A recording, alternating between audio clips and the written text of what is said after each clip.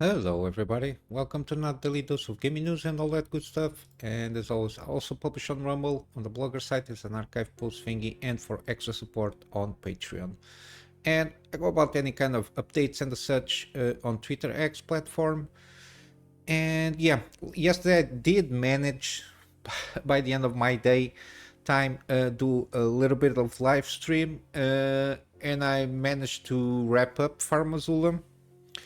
I got what I did got. I did manage to go about and find Placido Sacks, like the place where you need to go to fight Placido Sacks.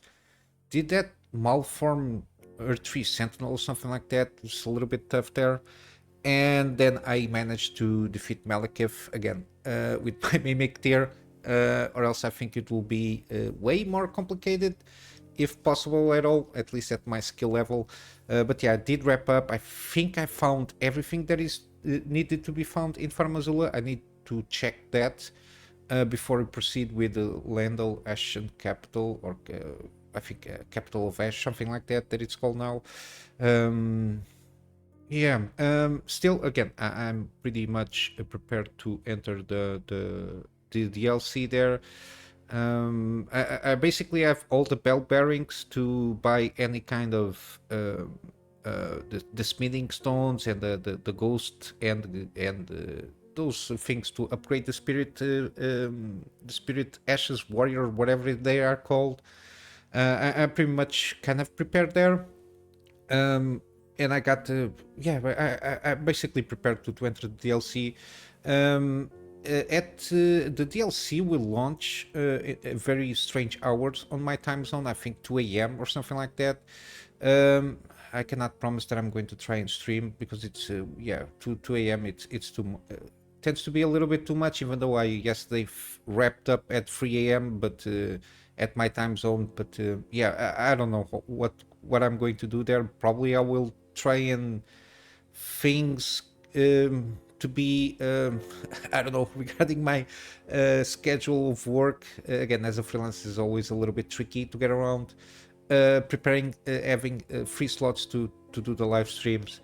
Yeah, I will have to see when it comes, if at least in the same day, if I can't start streaming the DLC there. But yeah, I cannot promise anything. But yeah, any kind of when I stream, I tweet it about it, so you can join there. But yeah, but later today we will get for sure Dead Space remake episode. The VOD for the yesterday live stream should be ready between today and tomorrow. I don't know, depending on how long does YouTube take to process that. And eventually, after the stream, I managed to post the Jedi Survivor episode a little bit later there. But yeah, it's the processing on YouTube side. It takes a long time until it gets ready for 4K. But yeah, other than that, I still have. I think I'm not going to do any kind of Elden Ring theories at this moment in time, because again, the DLC. I think the DLC will change some of the, in some aspects, some of the common ground lore that people reach in certain areas. I think we might get at least a couple of surprises regarding that. That's my my guess there, because I see some room for some surprises on the lore that the people on the common ground that people reach there. But yeah, other than that, I will continue the for the foreseeable future the same schedule regarding the gameplay releases. I will try to ramp up the recording on Dead Space, because it's a shorter series, to see if I can record at least everything, so I have more spare time to at least stream like a couple of hours here and there with the DLC, because again, I don't want to get spoiled while I'm playing the DLC with any kind of things. And again, just a PSA, be careful going around until the DLC is launched. Be careful, because there are still rumors that some, like the final boss of the DLC was leaked or something like that. I've been managing around scrunching for news and everything, and even on Twitter and the stuff. I didn't caught anything in terms of spoilers. It's been a good run, but yeah, we'll have.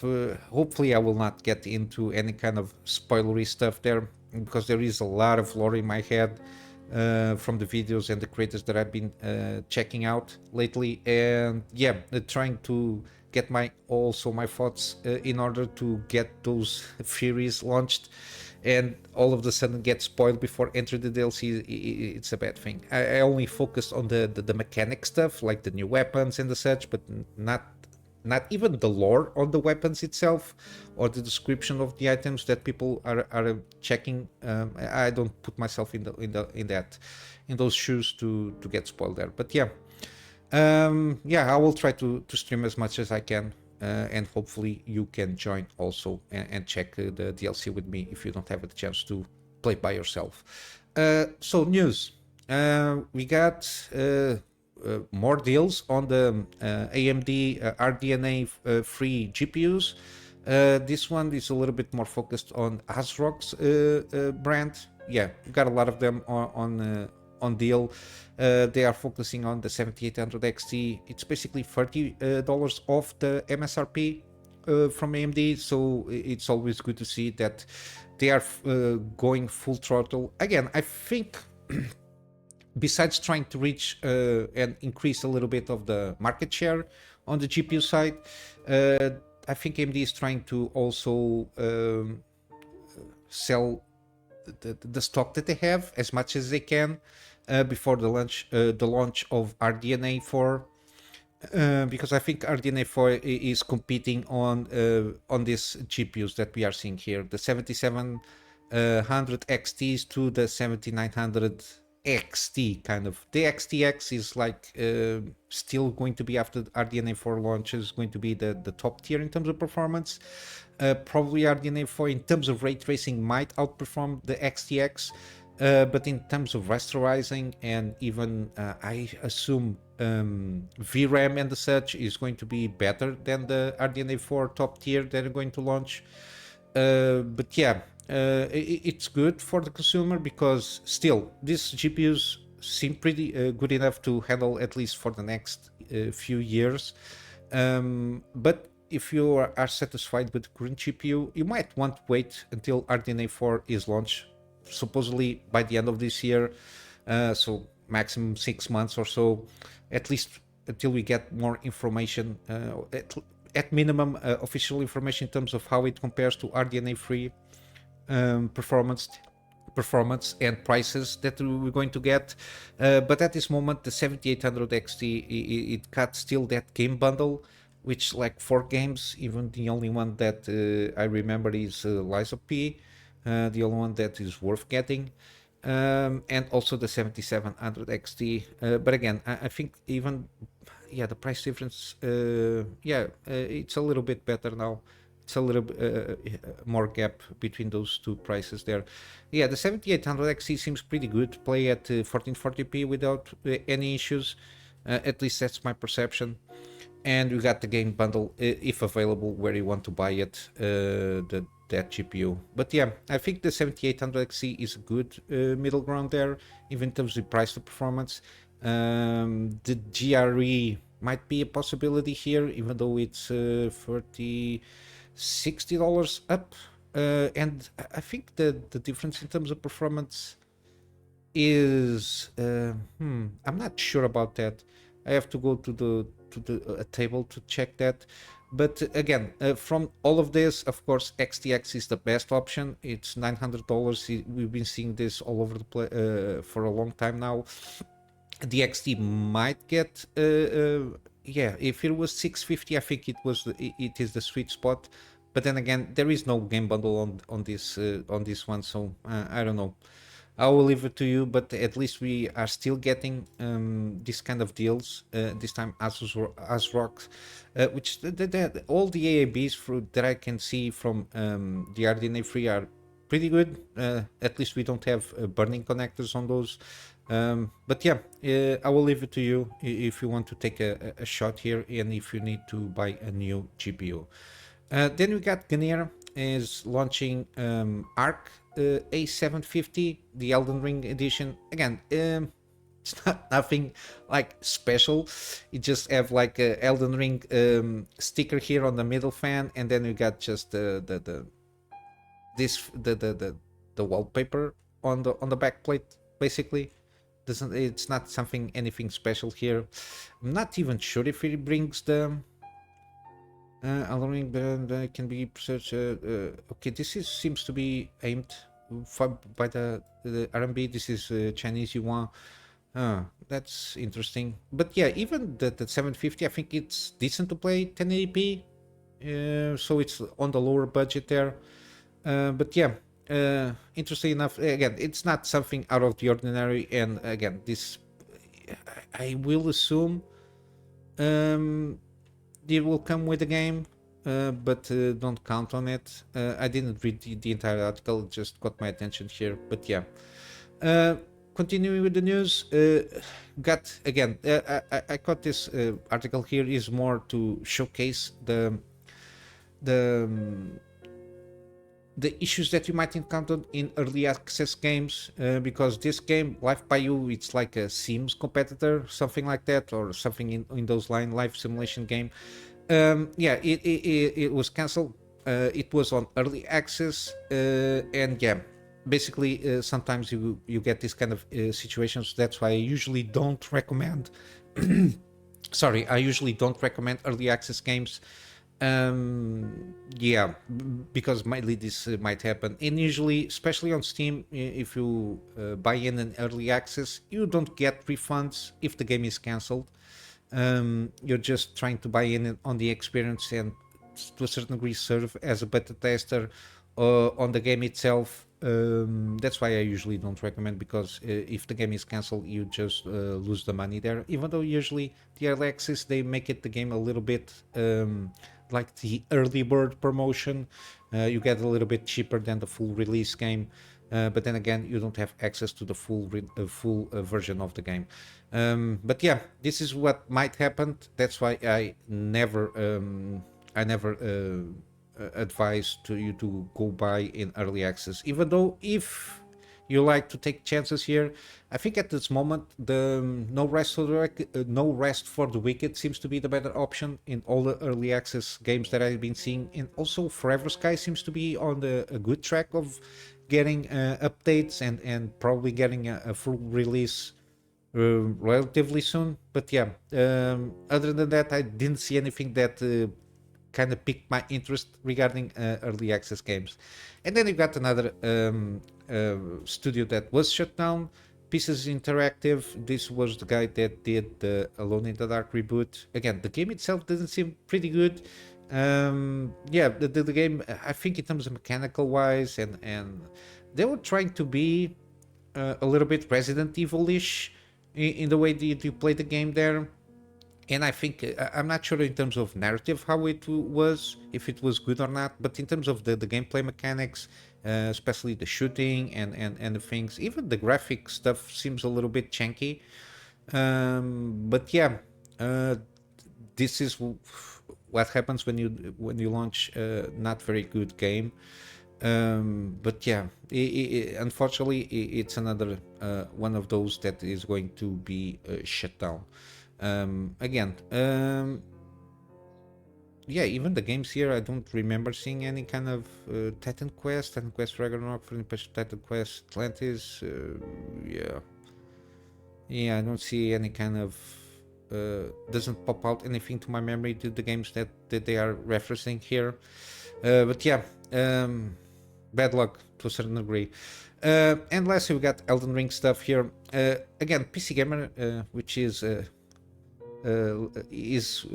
doubling down now on the wokeness and the acronym mafia stuff there, especially with Black Myth Wukong. They trying the files of IGN of trying to smear them. Yeah, they are doing at least something decent, which is releasing an interview with Miyazaki. I don't know when it's coming, the full interview. I think will come the day before the DLC launches. But yeah, in this slides of the interview that they launch, it's about Miyazaki's Ideal Fantasy RPG. Again, I think this is good. that Elden Ring, in the eyes of Miyazaki, is not the ideal RPG for him, which maybe because again, when you reach your peak, then usually it's very difficult to get a plateau maintaining there. Usually, you in terms of, especially in terms of creativity, that there is a valley there afterwards, and the fact that he is still pursuing the perfect RPG, at least from his point of view, it's a good sign, which means that we might expect in the next game that he works on to be at least at the same level, or aspiring to launch a game at the same level of Elden Ring in terms of quality and all and everything associated with it. I'm just going to read out the basically this is his words. Basically, regarding that thing of the ideal RPG, you might say that trying to capture the excitement of those old tabletop games and game books, that was one facet of making Elden Ring. I think more than anything, it's just my personal preference when it comes to RPGs and exploring those fantasy worlds. So you might see some of my personal idiosyncrasies come to play into play with Elden Ring there, which is always good. I think that excitement, for me at least, comes from seeing that world map and piecing together that world map. So when we finally got to do that and start piecing that together when making Elden Ring, that was a really nice moment for me personally. Again, it's one of those the hall that when you start Limgrave, you think, oh my god, this is a huge area. It's like start to thinking maybe it's like half of the world there, and then when you start piecing the piece maps together and exploring and seeing that the world map is getting bigger and bigger and bigger, then you got the verticality of the world, the underground zones, the verticality even on the dungeon stuff there, and how we wraps around on the shortcut stuff in some areas. It's the you think Stormvale Castle is big, but then you get another, for example, Farm Azul is basically a dungeon that goes around and wraps up on itself there. It's the thing of exploring, see if you can jump down that level there, if you can, how you're going to get that piece of whatever it is up there. It's amazing exploring the, at least Elden Ring. It's amazing, and even Dark Souls to a certain extent was it was challenging because it didn't have basically a jump button, but again the world was made in accordance to those mechanics there. But yeah, and continuing, back when doing interviews about Elden Ring, I think I mentioned that I'm still in the process of making my ideal fantasy RPG. And while Elden Ring is not quite it, it's pretty close. It's getting close. Again, this is the good news, that again, the striving to reach your ideal, the journey on reaching there, we will get amazing games in the meantime. At least top tier games, which is something that I always appreciate from him, and all the lore, the mechanics, that how the game feels, the snappiness of the combat there, the systems implemented, and everything that it's there on the game. I think it's pretty excellent. And then if I finalize this here, it's hard to say without giving spoilers for my next idea for our next games, but I think one thing that's not necessarily missing but makes it difficult to achieve my ideal is that when I play it, I know everything's going to happen. I already know everything that's going on. So in terms of enjoying the game from a player's perspective, I love to know to not know, sorry, that and for somebody else to make my ideal fantasy game, please, if possible. Then I can enjoy it just as a player. Yeah, it's one of the curses of making excellent games, especially when you idealize that you want to play your ideal fantasy RPG, but then again, you are the one that needs to make your own ideal fantasy RPG. You don't have that awe of discovery. You have the awe of on the creative process of making the game, but that as a player, discovering by yourself, being blind on the fact of what's happening on the world, what kind of stuff that you can do and not do, the getting and figure out the story of the characters in the world and getting that world lore and trying to piece everything together. He already knows everything, so unfortunately as a player, he cannot enjoy the same way that we did, and for that I'm pretty grateful that he kind of sacrifices himself on trying to achieve his own ideal fantasy RPG, which is very in tune with a lot of what players want to get from as a fantasy RPG also. So in the process of that, he basically created a new genre, to a certain degree, a new genre of gaming by itself, and inspired more creators of trying to make their own ideal RPGs to a certain extent, which is something that he will be, when he stop doing games, he will be remembered as such. The same way that I completely forgot his name. I'm very sorry. Berserk, the influences of in terms of Berserk on the manga world. The same thing that probably George R. R. Martin will have his legacy of the fantasy books that he writes and the way he writes those books. The same thing as Tolkien in the fantasy world there.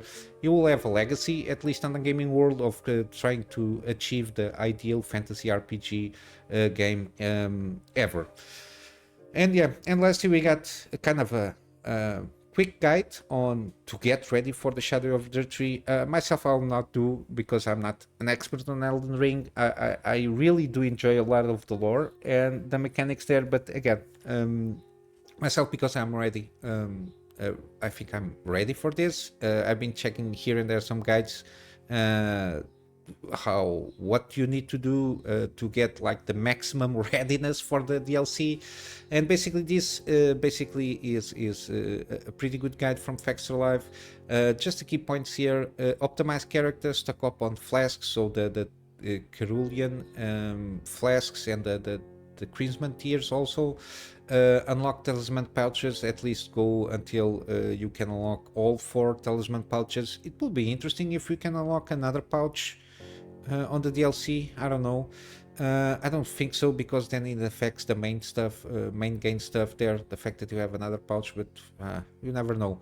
Upgrade your arsenal, conquer key bosses, build your build, consider stance damage, be respect ready, and save your saves. Again, optimize the character. Again, you got a new mechanic only for the DLC, which is will mechanically work similar to the Golden Seed stuff, which is something that you catch on the world there, and then you can basically upgrade your attack power and damage negation stuff there. So it's something that you're going to catch around, and then you can upgrade that on the Sites of Grace, like the Golden Seed stuff. And again, the maximum in terms of the flasks is 14 that you can get. I got like 15 extra golden seeds that I cannot use for anything. But yeah, you now are aware that at least there is kind of a mechanic similar to figuring out how to ramp up your character in terms of attack power, damage negation. There is an item there that it works mechanically similar. The golden seeds there is something that you do. You level up on the Sites of Grace. Talisman pouches, again, you will need to defeat Margit the Fellowman, so it's in the Stormvale Castle when you enter there. Then after you obtain 2 great runes with the Finger Reader on the Round Table Hold, she will give you another talisman pouch. And finally, Godfrey, first Eleanor. Basically, it's when you reach Leyndell, and you go, where is it? Before you reach the Queen's Chambers, there is kind of a thing like similar to a church. It's before the first fight of when you try to enter the Erdtree. You fight like a projection or a remembrance of Godfrey, the first Elden Lord, and then you get your final pouch. In terms of bosses, again, you need to defeat Mohg and Radahn. Radahn is more, I think, about lore-wise, because how he's holding up the stars, so he's basically holding the fate of everybody, and only after that is done that you can basically do certain endings, because some, at least one ending is dependent on the fate being released. let's say that way. And yeah, I think it has to do with that, and I think it will have to do something with Mikela, because again, fate and destiny are written in the stars, and if the stars are stopped, and you can enter on the purpose of why Radan stopped the stars of going around. But yeah, basically, the stars are stuck, and you need to kill Radan for them to move around, which by itself, as a concept, is you can get an idea how strong Radan is in terms of as a sorcerer or a wizard.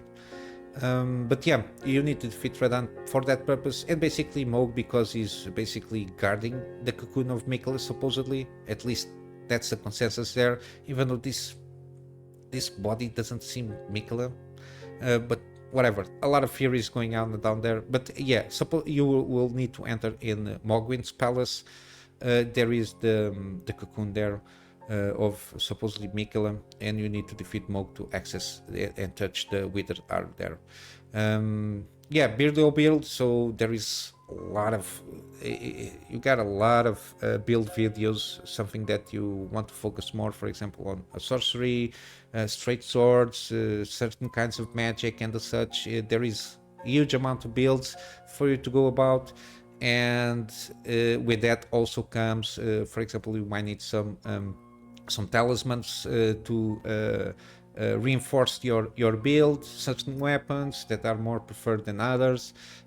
Yeah, you might get in some spoiler territory there, but at least you can get a sense of what you want to build and how to go about on the DLC prepared.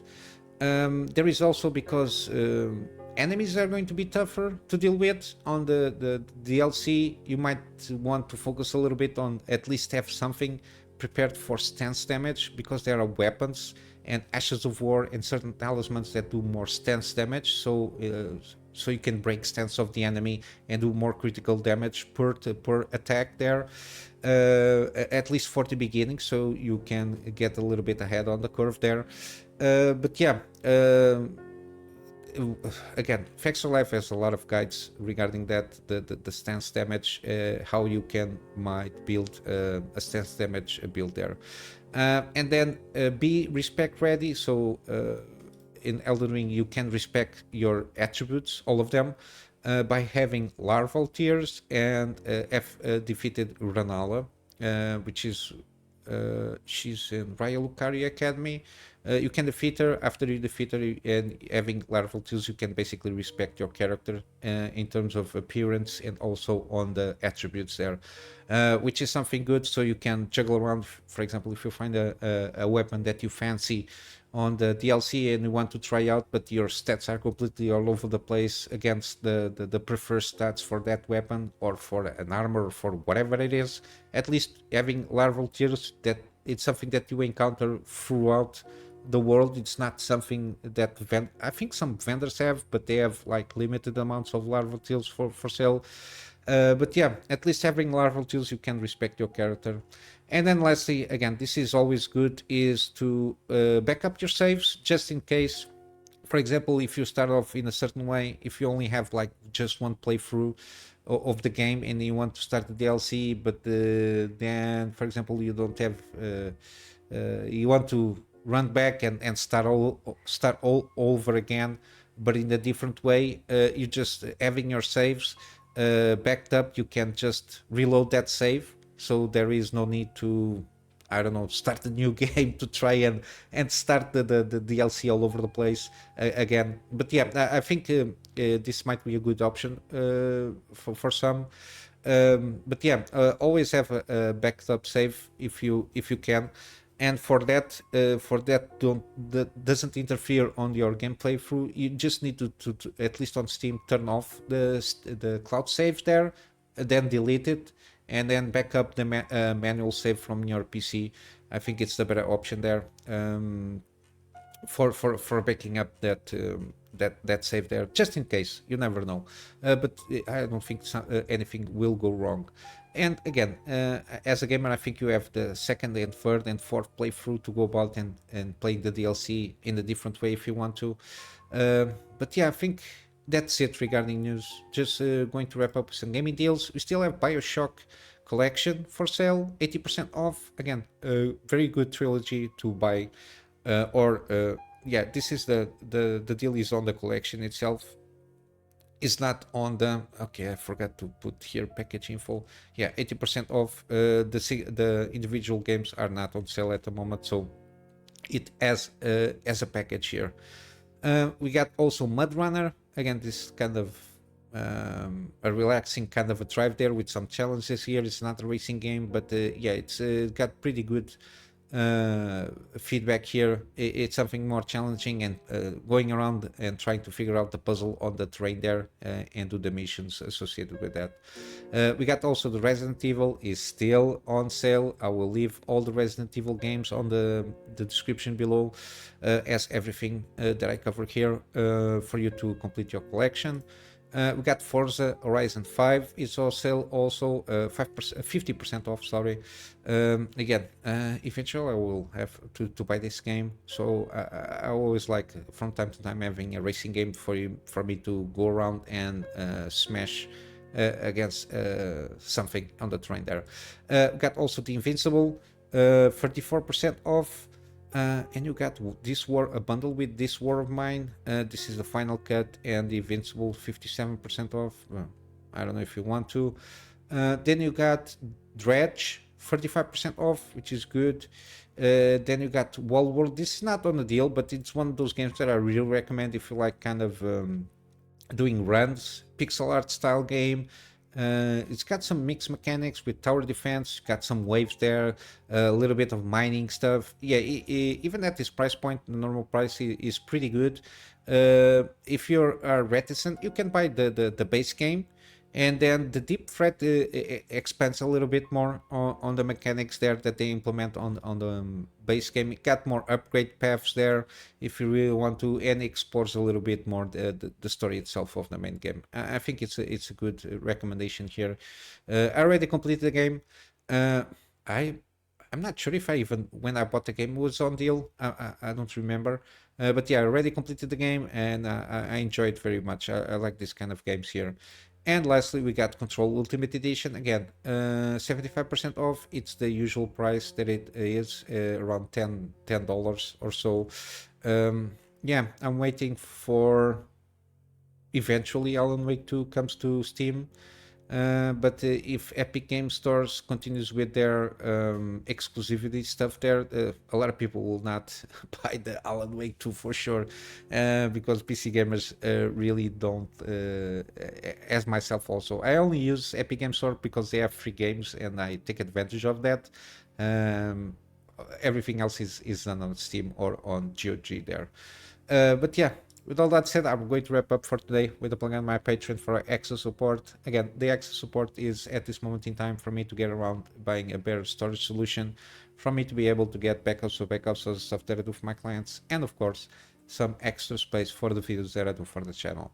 And with all that said, hope you have a wonderful day, and I will see you in the next one. So until then, Kunamy Master out.